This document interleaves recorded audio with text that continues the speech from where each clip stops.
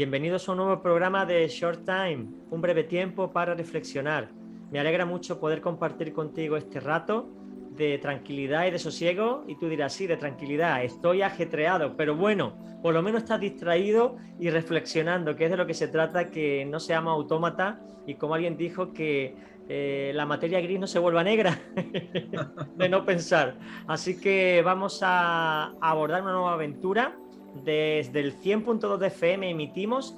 ¿Qué radio es? Efectivamente, Radio Amanecer Málaga, la sintonía que te acerca a Dios. Las Iglesias del Monte producen este programa con mucho cariño y la realización va a cargo del Proyecto Vida, un proyecto para vivir en la Iglesia de Dios Altísimo. Un servidor, Juan Carlos Segovia, como consejero de medios de comunicación, te acompaña en este caminar, en esta aventura interesante, de la mano también de Frapan y de CESMA, la Fraternidad de Pastores de Málaga y el Consejo Evangélico Provincial. Ellos nos respaldan y sabemos que Dios está respaldando tanto la emisora como el programa. No haríamos esto si no tuviéramos ese respaldo espiritual. Y hoy tenemos, como llevamos ya 8 creo episodios, estábamos hablando con nuestro doctor en historia, Juan Manuel Quero. Llevamos ya, Juan Manuel, 8 programas.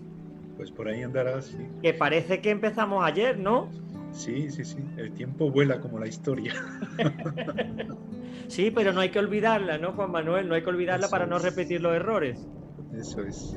Bueno, pues hemos hablado de los avivamientos, de cómo empezó el avivamiento en Jesús, en Pentecostés, después nos hemos ido con los padres apostólicos. Estoy hablando de memoria, ¿eh? Aquí no hay guión ni programa preestablecido. Hablamos de la Alta Edad Media, de la Plena Edad Media, y hoy vamos a hablar de la Baja Edad Media. Sí.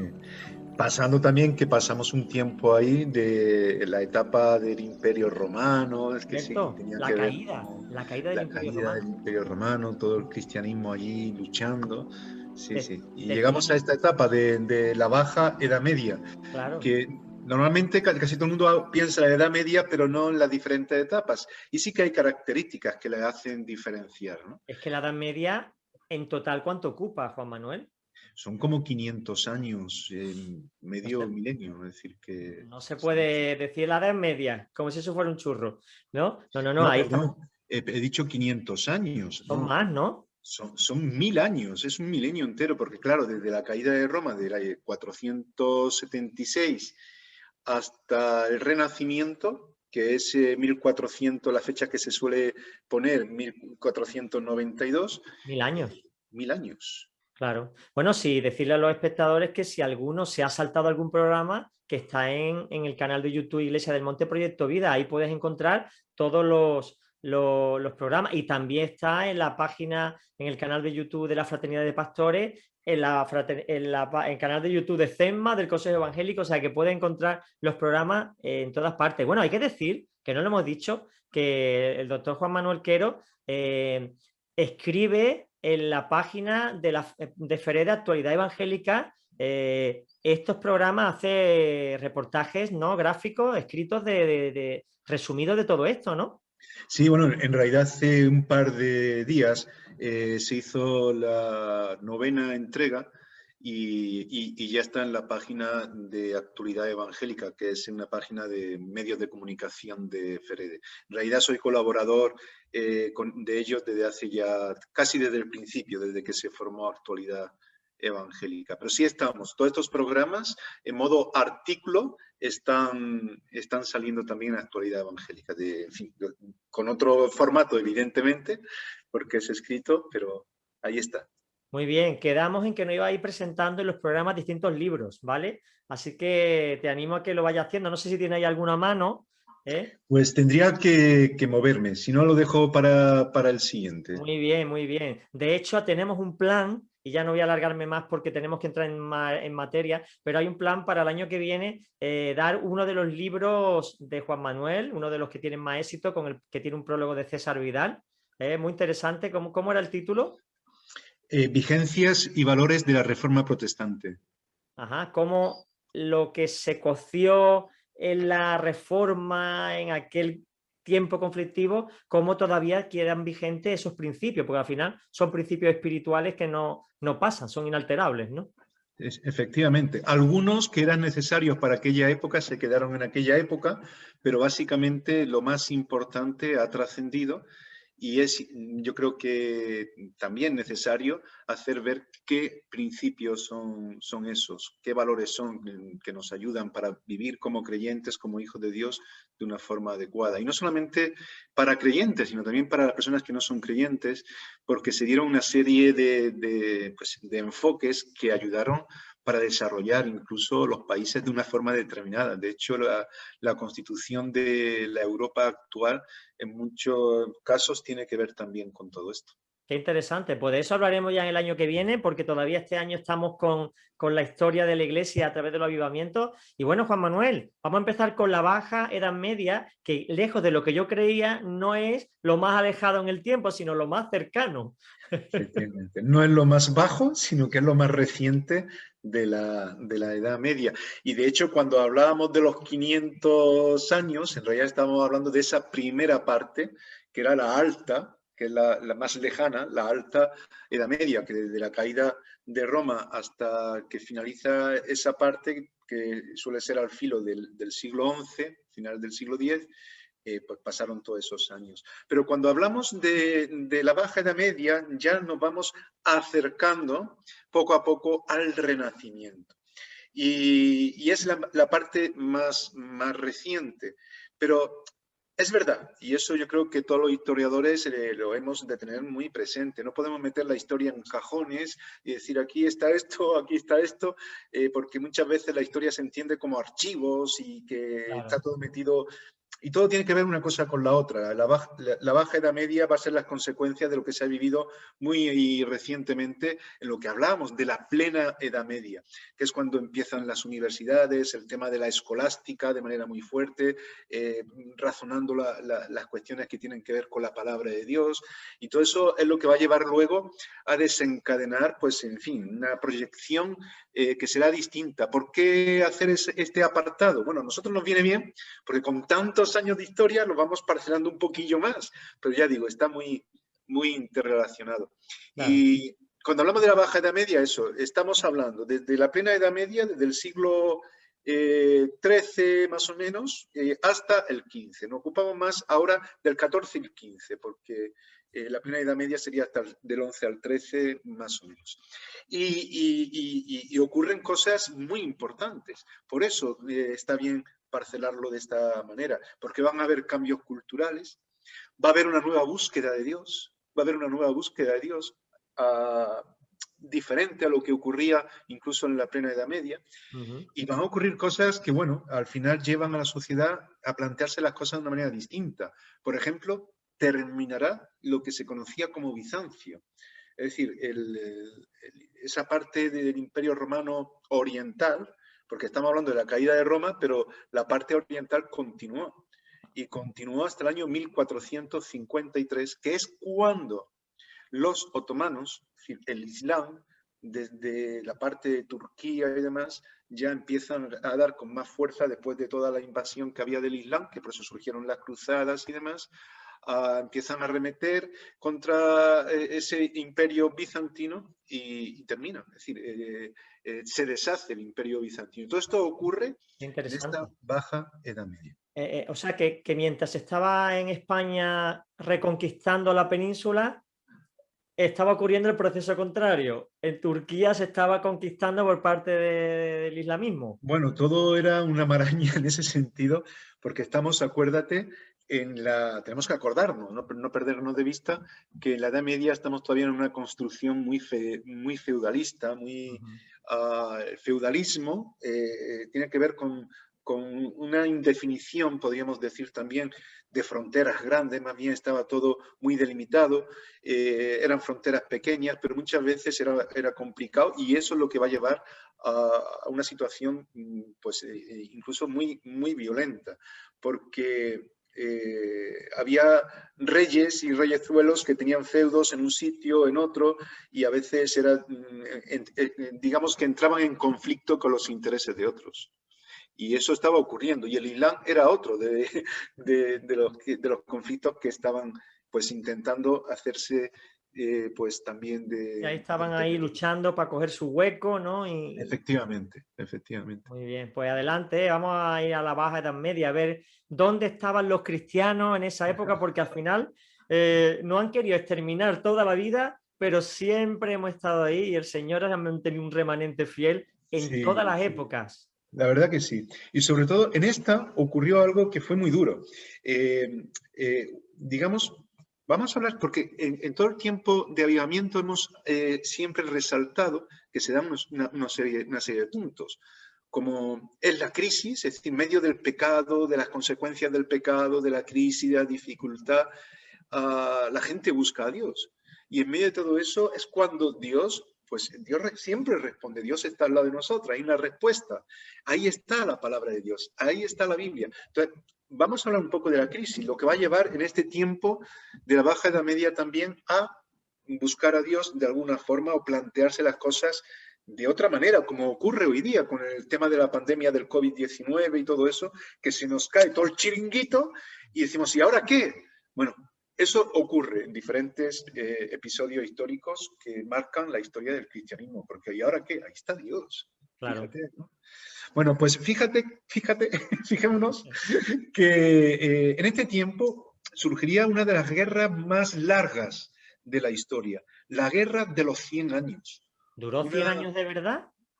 bueno, fueron más, fueron unos 116 años y se le llama pues la Gran Guerra de los 100 años. Hubo algunos momentos de paz, pero más que de paz, de pasividad en cuanto a la guerra, porque, por desgaste y demás, porque era una guerra larguísima. Y precisamente como consecuencia del tema feudal, es decir, de esa sociedad que poco a poco iba entrando en declive, aunque quedarían flecos hasta nuestros días, ¿no? Ya. Que todavía queda algo. Pero efectivamente, sería una guerra que estaría protagonizada por los ingleses y por los franceses. Pero ¿qué ocurría? Que tanto los ingleses y franceses, que tenían bastante poder en aquel tiempo, también se rodeaban de aquellos que se coaligaban con ellos según intereses. Claro. Entonces, claro, movían todo el tiempo pues, a la mayor parte de Europa en esta ¿Y el guerra. conflicto dónde se desarrollaba? ¿En la frontera entre ambos o ocupaba toda Europa? Pues es un poco complicado, pero tiene que ver con esto. Sí, sí, sí, al final ocupaba toda Europa, básicamente, porque si bien estaba más centrado, como decía, en Francia e Inglaterra, en realidad Francia e Inglaterra tenían intereses en muchas partes El de mundo. Europa. Es decir, que eso era una realidad que arrastraba a muchos. Incluso en medio de todo esto, como siempre, estará también la Iglesia Católica. Seguro. ¿Qué vamos a hacer? Pero también estaría, y vamos a ver que se entra un conflicto también luego con la Iglesia que es muy interesante y que en parte tiene que ver con esta política de buscar territorio, de buscar poder. Había un rey inglés que es coronado en Orleans, en la zona de Francia. Hay también una serie de problemas ahí, se desarrollan otras batallas. Y la verdad es que los ingleses siempre tenían en este tiempo, la mayor parte de estos 100 años tuvieron a todas las victorias, hasta llegar a una persona que es Juana de Arco. Francesa, ¿no? Sí, efectivamente. Juana de Arco, fijaros que esto es algo que va a surgir en momentos dados y que incluso en la Reforma Protestante más adelante lo veremos también, cómo el campesinado, los campesinos, las personas que trabajaban en las labores más arduas, muchas veces serían protagonistas de revueltas muy importantes, entre otros motivos, porque eran los más cargados y los más explotados en estos tiempos. Y Juana de Arco era una campesina muy jovencita, tendría unos 16 años más o menos, si mal no recuerdo, y eh, moriría con unos 19 años quemada en la hoguera. Ella, en este tiempo de batallas, de angustia, cuando hay guerras que desgastan tanto y cuando hay tanta miseria en medio de todo eso, siempre hay una población que la sufre más. Y, y Juana de Arco era una chica campesina que empezó a tener visiones. Tuvo una serie de visiones de que Dios le hablaba por medio del arcángel Miguel y le hablaba por medio de algunos santos. Es muy curioso. Y estos le estaban haciendo ver que ella iba a ser instrumento para quitar el protagonismo a los ingleses y darle la victoria. Entonces, cuando ella fue a hablar con el rey de Francia sobre esto, claro, lo puso muy en duda. Una campesina va a darnos la victoria a nosotros, llevamos aquí ejércitos. Bueno, pues al final esta mujer vivía de una manera tan impulsiva y tan convencida el hecho de que era Dios quien le daba la victoria, que convenció al rey para liderar unas batallas con miles de soldados dirigidos por ella. Se puso la armadura. Qué barbaridad. Sí, sí, y encabezó pues una serie de batallas, pero lo más tremendo es que consiguió la victoria. Es decir, los soldados, los ejércitos la seguían y fue la primera vez que hubo una victoria por parte en esta guerra de los 100 años, la primera vez que hubo una guerra por parte de los franceses. Bueno, es algo que a mí... ¿Y quién la quemó? La Santa Inquisición. Pero si se supone que defendía los valores católicos, ¿no? No, no necesariamente, no, estaba defendiendo su país, estaba defendiendo su país, estaba defendiendo Francia y todo lo que estaba en torno a Francia. ¿Y la Iglesia Católica estaba apoyando a Inglaterra en este caso? La Iglesia Católica estaba apoyando, dependiendo de los momentos, bien Francia, bien Inglaterra. Y en esta situación, claro, ten en cuenta que empezó a decir que tenía visiones del Arcángel Miguel, de una serie de santos y tal. Entonces consideraron, por una serie de juicios inmediatos que surgieron, que tenía que ser condenada a la hoguera. Y se le juzgó rápidamente. Primero los ingleses, hubo ahí, en fin, una trampa para cogerla, la cogieron, se pudieron hacer con ella y rápidamente la quemaron. Y de hecho, pues ahí podemos ver, en este cuadro se ve al fondo. ¿Puedes ampliar la imagen, Juan Manuel, para que se pueda ver si se mejor? puede un poco. Es que no Sí, lo que es darle a la presentación. Sí. Bueno, eso sí, daré a la presentación, sí. Pasa que no tiene demasiada calidad, pero bueno. Mejor. Se puede ver al fondo el tribunal de la Inquisición con los consejeros, el cardenal, obispo, intentando pues este dominico que se retractara de todo lo que decía que habían sido sus visiones, porque claro, se estaba poniendo un poco por encima de la Iglesia y de todo el mundo. Claro, claro. Y de hecho, pues es muy curioso porque aquí lo que vemos, cuando uno necesita que Dios haga algo, a veces la gente busca por todos lados. La gente mira al cielo como diciendo, bueno, ¿dónde está Dios? Y en este caso podemos decir, bueno, esta persona era creyente, ¿qué es lo que esta persona realmente estaba buscando? Con todas estas visiones de santo, del arcángel Miguel, de ir... bueno, pues en Francia se le reconoce hasta la actualidad como una heroína. De hecho, es curioso porque después de que la Inquisición la condenara a muerte, en el año 1920 se canoniza como santa, es decir, como mártir y como persona reconocida por la Iglesia Católica. Y el 30 de mayo, que es cuando la quemaron, es un día festivo para Francia, que se le recuerda, de hecho es la patrona del país. Pero eso se está viviendo en esta etapa de la baja edad media, ¿no? Y claro, pues nos hace ver un poco las cuestiones que hay, porque la gente busca a Dios. Pero hay personas que buscan tan sinceramente como esta mujer que arrastra ejércitos incluso. Yo no sé si esto también nos debería de hacer pensar un poco, ¿no? Porque ahí las religiones se mueven también. Estábamos hablando del Islam, pero no solamente el Islam, sino que hay muchos grupos que intentan dar respuesta a la necesidad. Y Juana de Arco Bueno, en este caso fue una heroína. A partir de ahí, Francia tomó, digamos, el control en estas batallas hasta, digamos, declararse como victoriosos en esta guerra de los 100 años. Que Francia ganó sí, oficialmente. sí, sí. Luego sería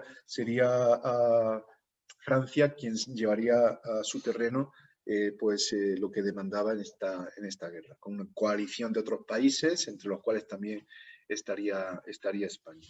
Pero bueno, estamos hablando de una guerra hay diferentes etapas en esta guerra y hay muchas cuestiones. Pero para que veamos la situación, 100 años de guerra, donde se está viviendo todo este desgaste en Europa, la gente busca a Dios.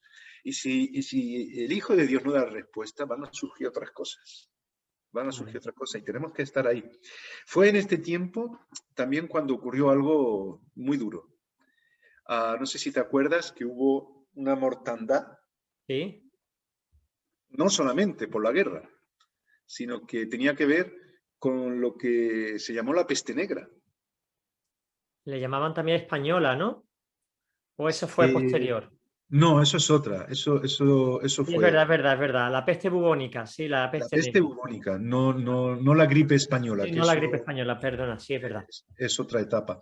Pero la peste bubónica, se llama bubónica porque los bubones, que son unos ganglios que se inflamaban por la bacteria que infectaba el cuerpo, que salía pues, en las ingles, en las Sí, es axilas, verdad. por eso se llamaba bubónica, ¿no? Porque esos ganglios que se llaman bubones, por lo visto, se inflamaban y Y eran las pulgas que llevaban las ratas, las que estaban infectadas. Y sí, se pasaban a los efectivamente. hombres y ahí es donde aparecía. Bueno, Murieron, terrible, fue terrible. hubo una muerte, algunos hablan de casi la mitad de la población, de 100 millones de muertos en Europa, ¿no? Fue terrible, pero fue terrible, tú fíjate que esto se da al mismo tiempo que la guerra de los 100 años, prácticamente, porque la peste negra sería entre 1347 y 1350, y ahí pues estamos también con la guerra de los 100 años. Es decir, que lo que ocurre es un daño tremendo en la población. Y de hecho, pues claro, como hoy día, quizás la guerra afectará a unos sí y a otros no. Que eso es otra cuestión que veremos o que podemos analizar, porque morirán muchas personas y muchos nobles en la guerra de los 100 años.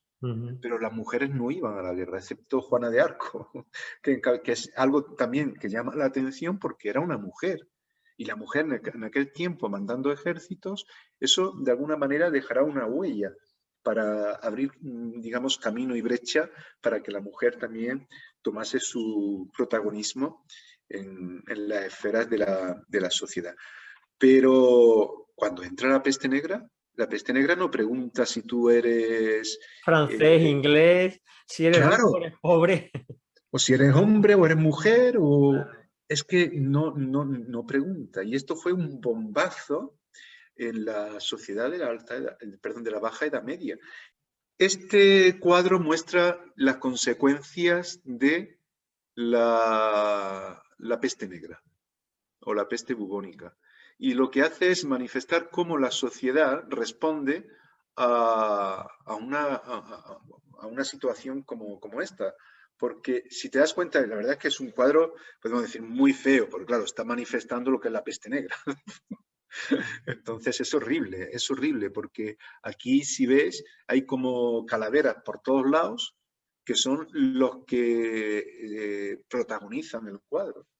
Y en este caso podemos ver a clérigos, a reyes, a hombres y a mujeres que son víctimas, niños mayores que son víctimas de la peste negra porque no respeta a nadie.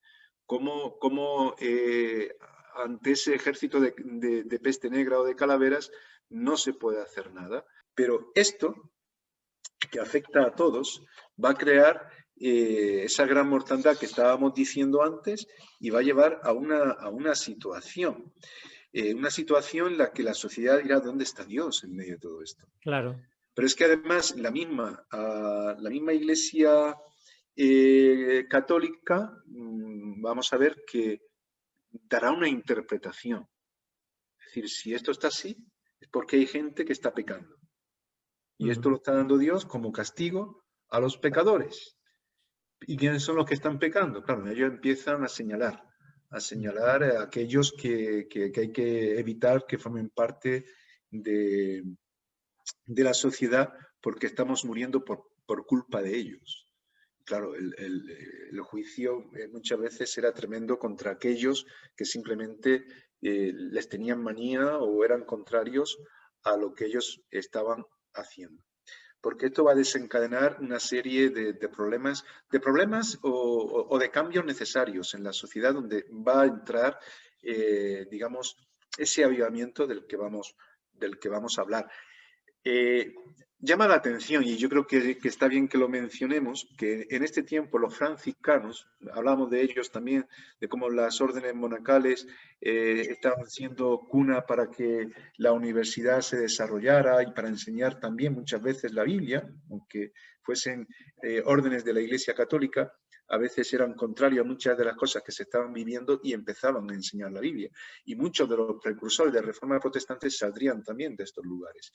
Los franciscanos lucharon para ayudar a aquellos que enfermaban de la peste negra. Y se habla de 125.000 franciscanos que murieron ayudando a las personas contagiadas también por ayudar a todos ellos, ¿no?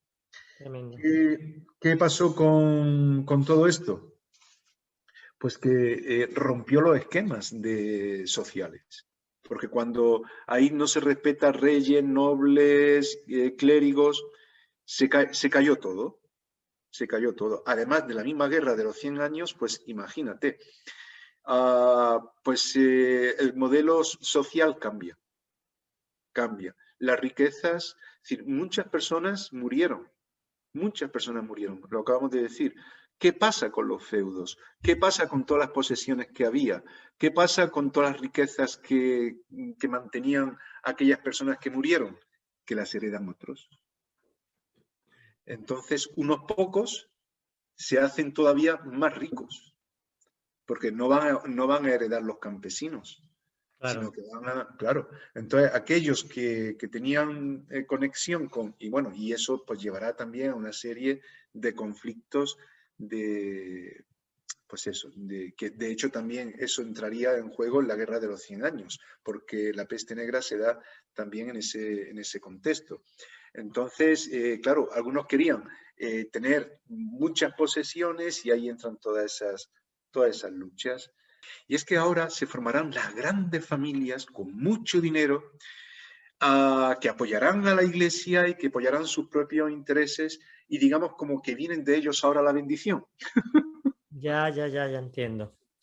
Es decir, que es muy curioso. Son los nuevos Fíjate, nobles, ¿no? Los nuevos nobles, ¿no? sí, las nuevas clases aristocráticas como las familias de los Medici, que son los que van a ayudar bueno, de alguna forma van a ser mecenas para los artistas, para que pinten, para que hagan esculturas, pero sobre todo puestos al servicio de la iglesia, que van a financiar y van a ayudar a la iglesia y a todas estas personas para que enriquezcan más a la iglesia. Es muy curioso que en este cuadro no hay ningún clérigo y que es una persona adinerada la que está bendiciendo. Sin embargo, no podemos poner ahora, pues nos vamos a liar un poco, pero el espejo que está al fondo, que está así como si fuera una corona, un marco dentado, Sí. tiene 10, digamos, episodios de la vida de Jesús. Es decir, ¿En el espejo? en el espejo, a ver si lo puedo poner un poco más grande para que se vea, pero, y no solamente eso, espérate, que como está en modo presentación, yo creo que no me deja. Tengo que salirme. A ver si puedo salir. Uy. Es curioso. Sí, es muy curioso porque podemos ver esas escenas, cómo pasan a esas familias poderosas, ¿no?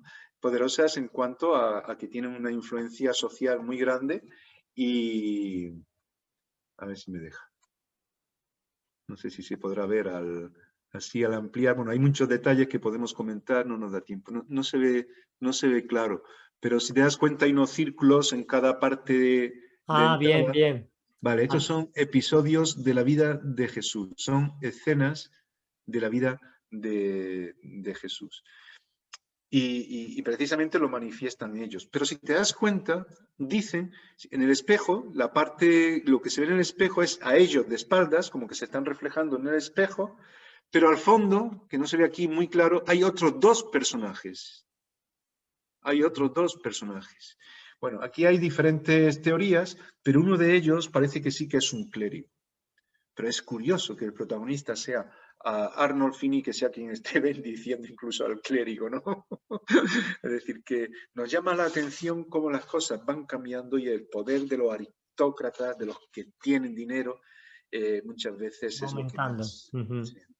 Y eso es triste, pero ¿por qué es triste? ¿Por qué digo que es triste? Pues porque nos lleva a una realidad que tiene que ver también con nuestro tiempo. Porque muchas veces nos acercamos más a los que tienen dinero y dejamos de lado a los que no tienen nada. Y parece que la bendición nos viene de los que tienen más. Pues Sí, debe venir, Jesús. si dependen de Dios, si están, pero no por el hecho, ¿no? No sé qué es lo que te viene a ti a la mente en cuanto a eso, pero yo creo Sí. que, y eso va a marcar parte, lo vamos a ver porque con ello vamos a entrar a la Reforma Protestante. Son como los padres, los patriarcas, los que te pueden proveer, los que te cubren, los que Dios lo ha bendecido porque tiene un propósito con ellos. En fin, al final lo que Jesús decía, ¿no? Que no hagamos acepción de personas, porque tendemos a valorar a los que tienen y a despreciar a los que no tienen, ¿no? Esa es una... Claro, al final pues es lo que ocurre, ¿no? Que entra aquel, como el ejemplo que tenemos en el Evangelio también, de ese publicano que está golpeándose y diciéndose propicio a mi pecador, ¿no? Y el otro, el fariseo, el que tiene mucho y tal, y gracias Señor porque no soy como ese. Eh, Claro. y a veces entra en nuestras iglesias una persona que no tiene nada, y como no tiene nada muchas veces ni siquiera está bien vestido. Y lo miramos de reojo. Mm. Y entra alguien con anillos y con un aporte muy buena bueno, y nos parece como especial, ¿no? Y si Bueno, encima eso es se da. famoso, si encima llega alguien famoso, entonces ya hasta Jesucristo ya se olvida, vamos. Claro, pero por eso te digo que esa es una realidad que muchas veces es muy humana, pero que nosotros no deberíamos de dejarnos llevar por esas cosas y tratar a todos por igual. Ujú. Porque igual que una pandemia vírica no respeta y afecta a todos, la bendición de Dios también afecta a todos, pero de forma positiva y no hay que hacer ningún tipo Efectivamente. de distinción. Pero esto se empezó a hacer en la Baja Edad Media por todas estas familias que iban surgiendo. Pero ¿qué pasaba? Que esto no solamente afectó al brazo, digamos, secular, sino también a la iglesia. Y Mm. empezó dentro de la iglesia a haber más ricos y más pobres. Decíamos que murieron muchos, también murieron muchos de la iglesia, y al final se entró en esa dinámica de tener unos más y otros menos. Y estaban los sacerdotes, no tenían prácticamente nada, algunos que si no estaban muy unidos a los poderosos de la iglesia no tenían prácticamente nada, y estaban otros que pues acumularon también mucho dinero dentro de la iglesia católica. Pero además se empezaron a utilizar impuestos de todo tipo. Después de todo este desgaste de la peste negra y demás, se empezaron a utilizar impuestos que, bueno, nosotros nos acordamos más que nada de la venta de las indulgencias que surgirán, que se darán o se condenarán de forma especial en el tiempo de la Reforma Protestante, pero había un montón de tipos de impuestos que lo que hacía era pues quitar lo poco que tenía el pueblo, que eran muchos, entonces claro, si quitaban un poco a cada uno, pues juntaban mucho dinero. Claro. Y precisamente los que más tenían, como estas grandes familias, pues aportaban lo que ellos querían dentro de su boato, de su opulencia, que también a ellos les ayudaba. Esto, a este deseo de buscar más y de tener más poder, llevó a la iglesia a dividirse incluso. Y aquí va a surgir algo que se conoce como el cautiverio babilónico de de la Iglesia. ¿Qué es eso, el cautiverio babilónico, que me tiene intrigado? Porque me lanzan la pregunta ahí, pero una cuestión, ¿la división en la Iglesia Católica se produce en las altas esferas o a nivel base de los sacerdotes de las parroquias pequeñas? ¿Ahí hay una como revolución o una división? ¿O qué es lo que ocurre realmente? ¿Se puede definir? Pues los que están más apegados a los que tiene que ver con el alto clero son los que más pueden recibir de todo ello. Pero evidentemente los que están en, digamos, los que, como las órdenes mendicantes y demás de las que estuvimos hablando antes, que vivían de los demás y todo esto, lo que hacían era ayudar. Estábamos hablando de los franciscanos y demás, que murieron un montón de ellos, es decir, compartiendo lo que tenían, recibiendo a gente, pero no, había otros que se aprovecharon, que estaban siempre al lado de los intereses Claro. personales, y entonces no es que fuese simplemente, es decir, los que estaban, es decir, obispos y los cardenales, los que estaban más cerca de todos ellos, pues formaban sus casas, sus tipos de familias, porque ahí alrededor había familias, habría en el tiempo de la Reforma incluso se va a evidenciar de una manera más clara, pero habría mucho nepotismo, es decir, nepotismo, recordemos que es darle a los familiares y a los cercanos el poder que les conviene. Entonces había papas que dejaban de ser papas, pero seguía siendo papa su sobrino, su primo, Tipo Anás Caifás, ¿no? De la época de Cristo. Anás sí, y Caifás. Anás no era sumo sacerdote, pero estaba ejerciendo una influencia y al final se lo cedió efectivamente. a su yerno. Sí, es que se repite la misma miseria del hombre cuando busca el poder por su propia carne, digamos, por decirlo así, Ujú. que en aquel tiempo el sacerdocio se compraba. Sí, ya no Claro. es porque en aquel tiempo para ser sacerdote tenías que proceder de la familia de Aarón, pero en Ya este en caso Jesús no. simplemente se compraban los cargos, ¿no? Bueno, pues esto comenzó a ocurrir de forma especial en ese tiempo. Y claro, la corrupción iba aumentando, tanto en la parte seglar como en la parte pues, de la iglesia. Y en la parte secular como en la iglesia. Y vamos a ver cómo todo ello va a conllevar una serie de miserias también. La iglesia que buscaba esa supremacía a controlarlo todo, se dan cuenta de bueno, que es interesante también tener una influencia en Francia. Las tierras pontificias también incluían parte de Francia y demás. Entonces, pues en aquel tiempo se nombra a un papa. Bueno, hubo un tiempo, yo creo que de diferente desde bastantes años, bueno, bastantes, desde principios del siglo XIV hasta casi finales, los papas estarán en Aviñón, en Francia. Ujú. Claro, eso, antes preguntabas tú, bueno, ¿y la iglesia dónde estaba? ¿Estaba con los franceses? Bueno, iba en diferentes momentos. Donde mejor sonaba la flauta, ¿no? Claro, en este tiempo estaba con los franceses de 1309 a 1377. Lo que hablábamos de Juana de Arco con la Guerra de los 100 años era posterior, era algo posterior. Entonces, claro, porque era Claro. por el 1420 o por ahí. Ya con Francia tuvieron bastantes problemas, entonces ya interesaba otra cosa. Y vemos esas cuestiones de que nos movemos por políticas e intereses personales, tristemente. Y Dios, en medio de todo eso, intenta definir cosas nuevas, cosas distintas, y tiene misericordia, porque ¿qué ocurre en medio de todo esto? Claro, muere un papa, en este caso, para que vean lo que ocurre, lo que se llama esa etapa del cautiverio babilónico de la Iglesia Católica. Muere un papa, en ese tiempo que los papas estaban en Aviñón, muere un papa, y resulta que un napolitano es nombrado papa para sustituir al otro en Aviñón. Este napolitano era Urbano VI, era como se llamaba el Papa. ¿Y qué pasa? Que han nombrado Papa con el compromiso de que se vaya a Aviñón, pero él dice que no se va, que se queda allí. Entonces se queda allí. Dicen, bueno, pues entonces nombramos a otro Papa. Y nombraron otro Papa en Aviñón, que era Clemente VII. Entonces ya había dos papas, Urbano VI y Clemente VII. Una barbaridad para la Iglesia Católica, porque cómo podía haber dos papas y tal, con toda la teología que ellos desarrollaban del papado y todas estas cosas.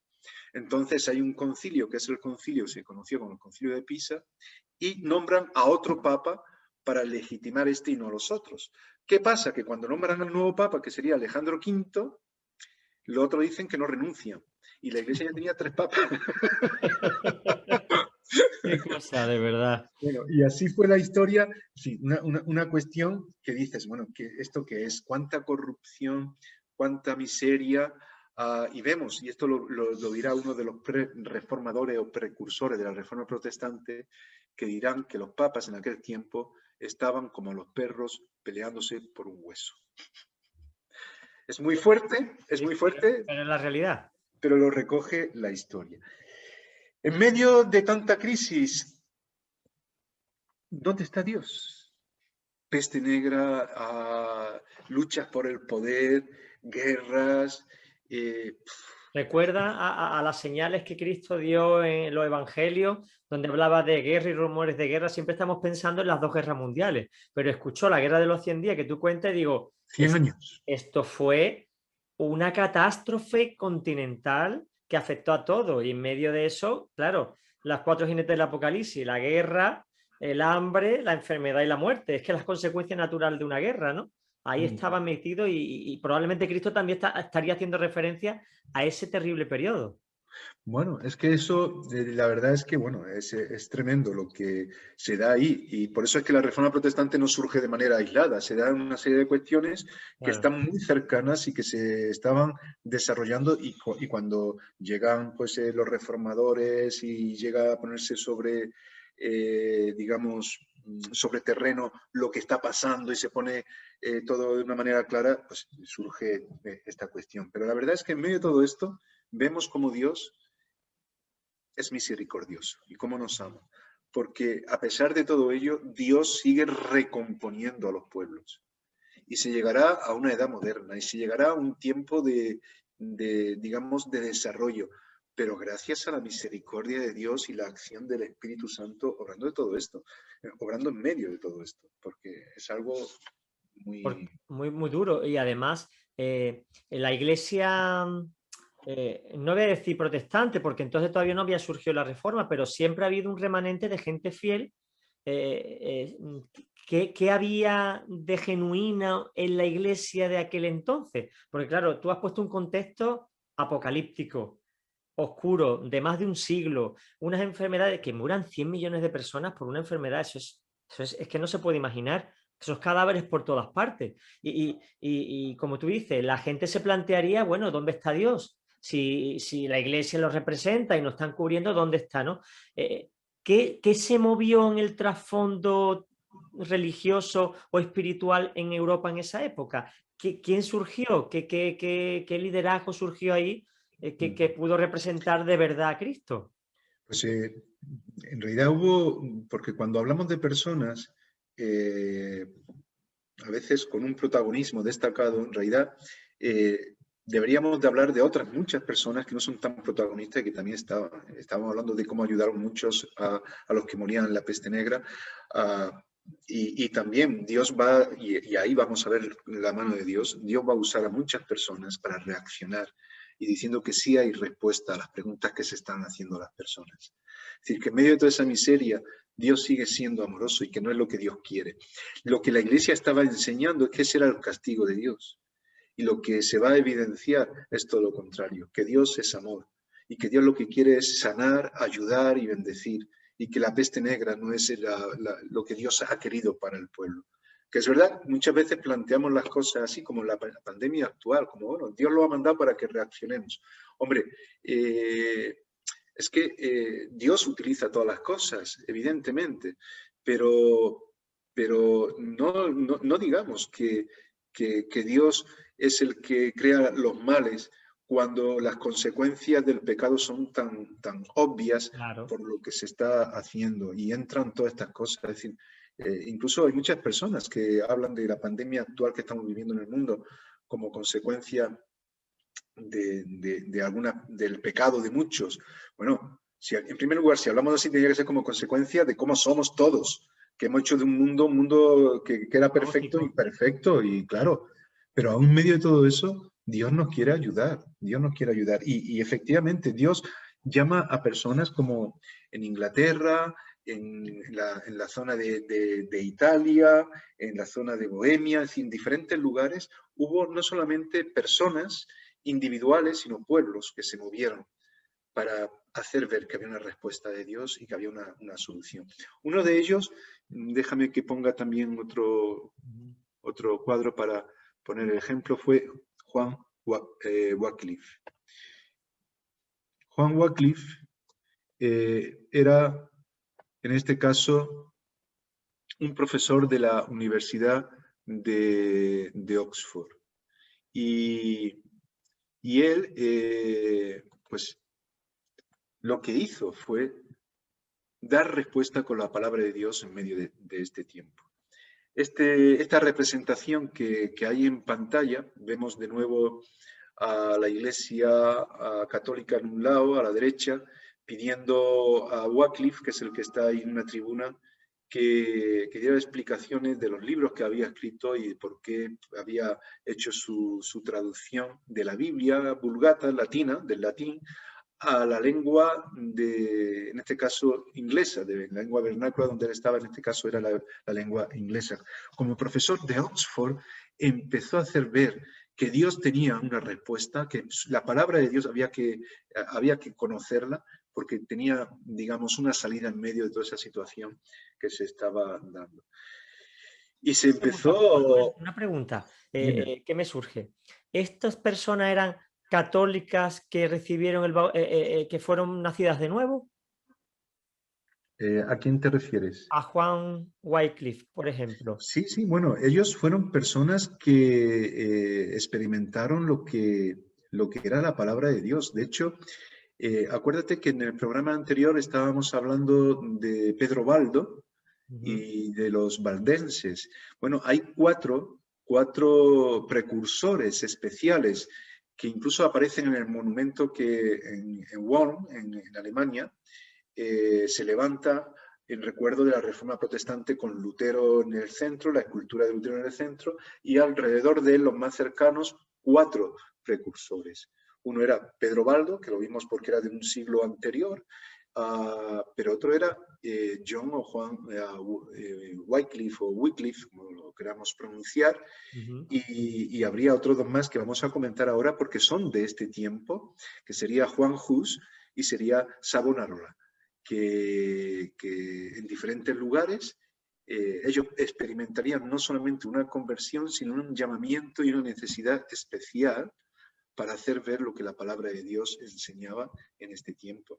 Eran personas que procedían, en este caso, del ámbito de la Iglesia Católica, que era donde se estudiaba la Biblia, pero había otras muchas personas que, siguiendo las enseñanzas bíblicas, se convirtieron y empezaron a movilizarse para dar respuesta a una sociedad que necesitaba a Dios y que no estaba siendo dada esa respuesta por la Iglesia Católica como institución.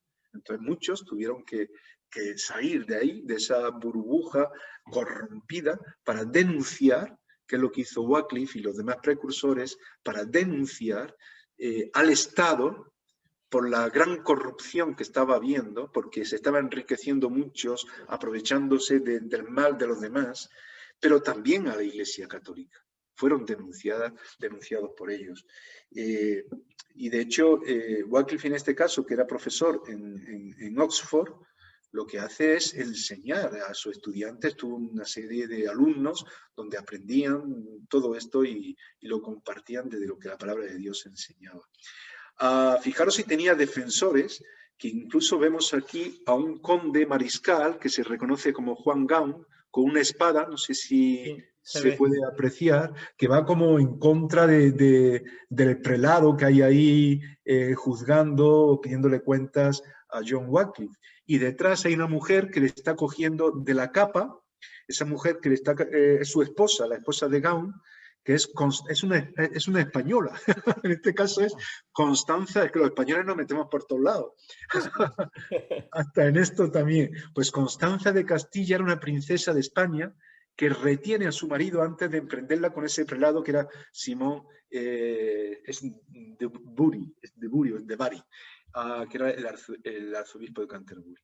Bueno, pues esto que se recoge aquí, en esta escena de ese tiempo en Inglaterra, con el arzobispo, con toda esta sociedad tan pendiente de lo que este hombre decía, muestra el poder que tuvo la palabra de Dios y personas que se apoyaban en la palabra de Dios en medio de toda esta necesidad. La gente buscaba a Dios.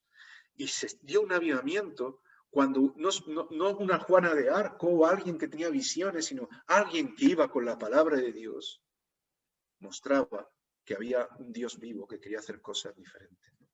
Y es muy curioso porque Juan Wycliffe creó un movimiento que fueron los Lollardos. No sé si has oído hablar Sí, sí, de los sí. Lollardos. Pues eran sus seguidores y eran personas que empezaron a movilizarse por todo el mundo predicando la palabra de Dios, compartiendo a estas personas la realidad de Dios. Claro, la iglesia arremetió bastante en contra de ellos y no se cargaron a Juan Wycliffe porque estaba muy protegido por los mismos reyes ingleses y por clases bastante poderosas. Pero Wycliffe denunció a la iglesia diciendo que la autoridad no la tenían ellos, la autoridad la tenía la palabra de Dios. Que en medio de todo esto ellos no se podían aprovechar diciendo y sacando dinero de los demás para enriquecerse, sino que tenían que someterse a la autoridad de la palabra de Dios. Y ese era uno de los principios que en la Reforma Protestante se empezarían a empujar, ¿no? Este hombre fue muy influido por Agustín de Hipona, fíjate. Y luego otro agustino que fue Lutero, que era agustino de la orden agustina, haría referencia a Wycliffe diciendo que efectivamente había que seguir las mismas líneas que él estaba también marcando. Y alguien que se acercó a la palabra de Dios por lo que este hombre hizo, este hombre, los Lollardos, ya digo que utilizamos protagonistas quizás destacados, pero era todo un pueblo, sería, a ver si me deja pasar, sí, sería Juan Hus, porque hubo una relación entre Juan Hus, en este caso era un clérigo ¿cómo diría yo? En Praga, en la Universidad de Praga, él estuvo pues enseñando y llegó a ser el rector de la universidad. Acuérdate que ya estamos en el mundo de las universidades que se van formando y hay acuerdos con Oxford y bueno, tiene una relación con toda la obra de los Lollardos, de Juan Wycliffe y al final él empieza también a traducir la palabra de Dios, a divulgarla, bueno, y busca incluso un avivamiento nacional. Bueno, se produce en esa zona donde... Qué interesante que vemos que es que no, la reforma no comenzó nada. Realmente ¿Qué fue va? ¿Qué una va? continuación de todo un proceso que el Espíritu Santo iba obrando en la sociedad. Es tremendo. Claro, es que estamos en el siglo XIV, comienzos del XV, es decir, que estamos a finales del siglo XIV. Todavía faltaba casi 2 siglos para la Reforma Protestante y todo esto se estaba produciendo por lo que estaba surgiendo, que era una debacle, era una situación muy, muy mala. De hecho, los seguidores de Juan Hus serían se conocerían como moravos, que eran de esa zona de Moravia, de esa parte de allí, que luego con la Reforma Protestante ellos se unirían al movimiento luterano y demás, porque seguirían subsistiendo a pesar de la oposición que hubo. Ellos fueron muy radicales a la hora de denunciar las cosas que eran contrarias a lo que ellos entendían que era la voluntad de Dios, ¿no? Entonces hablaron en contra del purgatorio, hablaron en contra de la idolatría, hablaron en contra de muchas cosas que la Iglesia estaba utilizando para enriquecerse también y que eran contrarias a la palabra de Dios. Al final, sabes que a Juan Hus también lo quemaron y que él dijo unas palabras que cabe recordarlas ahora, en este tiempo donde se produce ese avivamiento también en esta zona. Y cuando lo condenan a muerte, recogen estas palabras cuando lo estaban quemando, que me estáis asando como si fuera un ganso, pero tras de mí se va a levantar un cisne. Qué bueno. Y los historiadores normalmente hacen referencia a Lutero, ¿no? Por ese cisne. Vendría un movimiento mucho mayor. La palabra de Dios no la podéis parar.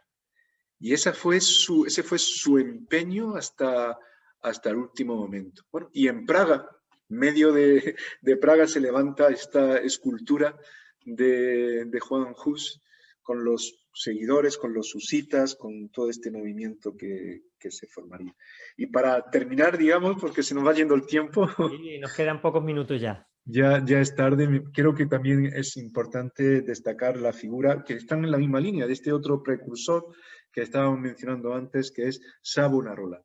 Jerónimo o Girolamo, como también se le llama, que él es de la zona de Ferrara, y ya él también, en un sitio diferente, unos años posteriores, ya cerca de la Reforma Protestante, empieza, lo mismo que los anteriores, a dar respuesta a un mundo que estaba corrupto por todas estas cosas que hemos mencionado, que estaba desgastado, que necesitaba ayuda. Y fíjate que él lleva un crucifijo puesto, un tipo de rosario, una capa, y bueno, en realidad era un dominico.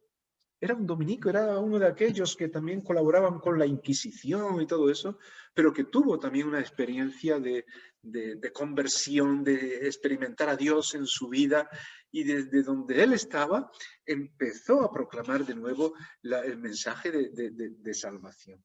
Y buscó que muchas personas también se movilizaran en este sentido. Dicen que tuvo una gran influencia de un abuelo suyo. A veces los abuelos nos influyen. Y en este caso era un abuelo médico que decía que, bueno, era un hombre que le animaba a ser una persona con una moral bastante cercana a lo que Dios quería. Y en aquel tiempo, ya cercano a la Reforma Protestante, pues había familias, estaban los Médicis, que favorecían mucho a la Iglesia Católica, y él empezó con un mensaje muy, muy contrario, diciendo que ya está bien de opulencia en la Iglesia, que ya está bien de ponerlo todo en unas cuantas manos mientras que otros se están muriendo. Y bueno, fue amenazado. Y al final murió como mártir también en el año 1498. Es decir, 1498, 19 años antes de la Reforma Protestante ya, muy cercano a esa realidad que luego nos encontraremos con Lutero, pero con todo lo que hicieron todas estas personas, todos estos movimientos que se darían, ¿no? Y que fueron bastante importantes. Habría muchas cosas que comentar de todo esto. Claro, yo te hubiera preguntado si en España había algo, porque España siempre ha estado ahí y pocos, hasta Cipriano, Casiodoro de Reina y Cipriano de Valera, pues es interesante saber qué es lo que se movía, que ya nos lo irá explicando en su momento Juan Manuel. Pues nada, ya no queda más tiempo, doctor. Ya hemos terminado, así que gracias, porque nos hemos hecho una idea bastante general, porque yo sé que tú tienes mucho más información que dar, tienes muchísima, bueno, estamos hablando de muchos siglos, ¿no? Entonces hay mucho más que hablar, pero nos hemos hecho una idea global de qué es lo que surgió en ese tiempo y dónde estaba el Señor en medio de esas crisis tan tremendas. Y Dios nunca ha dejado de obrar, aunque no lo podemos ver, Él está obrando. Así que, pues nada, Juan Manuel, nos vemos para el próximo programa. Nos vemos. Un abrazo muy fuerte. Un abrazo. Y a todos nuestros oyentes, ya sabéis, recordad, Dios siempre está trabajando, Dios siempre está obrando con gente humilde que se disponga, y el poder estará ahí, y siempre habrá grandes influencias que intentarán cerrar nuestras bocas y oprimirnos. Pero como dijo Pablo estando en la cárcel, yo estoy preso, pero el Evangelio no está preso. Así que ánimo, en el tiempo que te ha tocado vivir, predica el Evangelio. Puedes escuchar este programa de nuevo en el canal de YouTube Iglesia del Monte Proyecto Vida, y ahí podrás escuchar toda la saga, que ya llevamos 9 episodios, 9 programas, con la historia de la iglesia verdadera, porque la iglesia verdadera son los nacidos de nuevo, y no tienen apellido. Aquellos que han nacido de nuevo, esos son el pueblo de Dios, y esta historia es muy interesante a través de los avivamientos. Así que os damos las gracias por estar aquí, y recordad, nos vemos la semana que viene en un nuevo programa de Short Time, un breve tiempo para reflexionar. Un fuerte abrazo.